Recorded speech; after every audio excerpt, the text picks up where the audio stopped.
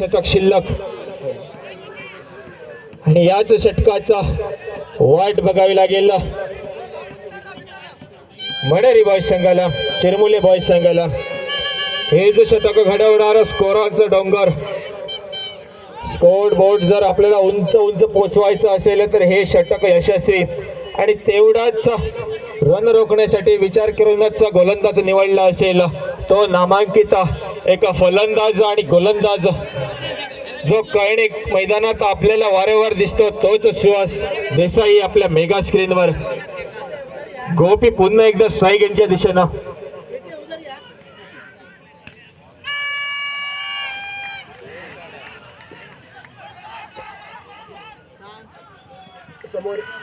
समोरून मोठा फटको खेळण्याचा प्रयत्न होतो, मात्र 2 धावा या चेंडूत तरी सुद्धा भेटतात आणि 2 धावे धावफलक पुढे धावसंख्या तरी 42 धावा.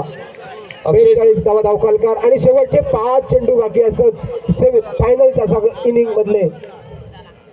बलटीचा फटको मारूचा प्रयत्न होतो, फलंदाज गोपीचंदचा प्रयत्न फसलो, अटेम चुकलो.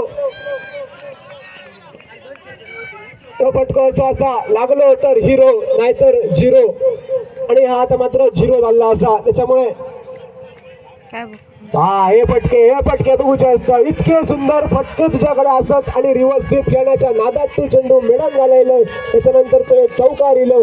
धावसंख्या पोहोचली 46 धावा.